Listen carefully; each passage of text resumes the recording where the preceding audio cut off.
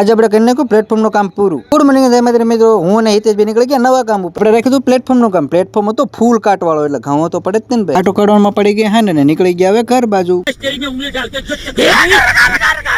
બીજા દિવસથી કહી દીધું પ્લેટફોર્મના કલર મારવાનું ચાલુ. આમ બહુ મોટું હતું ને એટલે હું એકલો પડતો, એટલે મારા પપ્પાને બોલાવવા પડ્યા ગામડેથી, એટલે ફટાફટ કામ પૂરું થઈ જાય. પ્લેટફોર્મના નીચેના ભાગમાં તો ભાઈ 1 નંબર કલર મારી દીધો છે. નીચેનું કામ થઈ ગયું છે કમ્પ્લીટ. હવે તો આપણે જવાનું છે ઉપરની સાઈડ. સાઈડ તો બહુ ધૂળ જામી ગઈ હતી, એટલે કમ્પ્રેશન વાળા ગનથી મારી દીધું ફુવારો, કરી નાખી સફાઈ એકદમ ચકાચક. સાફ સફાઈ કમ્પ્લીટ કરીને હવે આપણે ચાલુ કરવાનું છે અહીંયા કલર મારવાનું. એટલે ભાઈ કલર બલર મશીન લાવી નાખ્યું ઉપર, અને પછી ચાલુ કરી દીધું આપણે કલર મારવાનું ઉપર પ્લેટફોર્મ ઉપર. જોઈ લો ભાઈ આ મશીનનું કામ. ફિનિશિંગમાં તો કઈ ઘટે જ નહીં. જે ન ખબર હોય કહી દો કે આપણે વડોદરાથી જે મશીન લાવ્યા હતા ને એ મશીનનું કામ છે.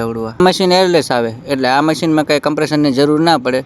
ડાયરેક્ટ 10 થી 20 લીટરની ડોલ બનાવી નાખવાની કલરની, અને જ્યાં સુધી 10 થી 20 લીટર કલર પૂરો ન થાય ત્યાં સુધી કન્ટિન્યુ તમે કલર મારી શકો. એટલો એરિયા જો તમે રોલર અને પીછીથી કામ કરો ને તો અડધો દિવસ થાય, પણ જો મેં 1 કલાકમાં એટલો પેન્ટ મારી દીધો છે. આ છે આપણા મશીનનો કમાલ. આ કામ પૂરું થઈ જાય છે આપણા મશીનની દિયેથી. આવા નવા વિડીયો તો લાઈક, કમેન્ટ, શેર અને સબસ્ક્રાઇબ કરતા જાજો. ત્યાં સુધી બધાને બાય બાય.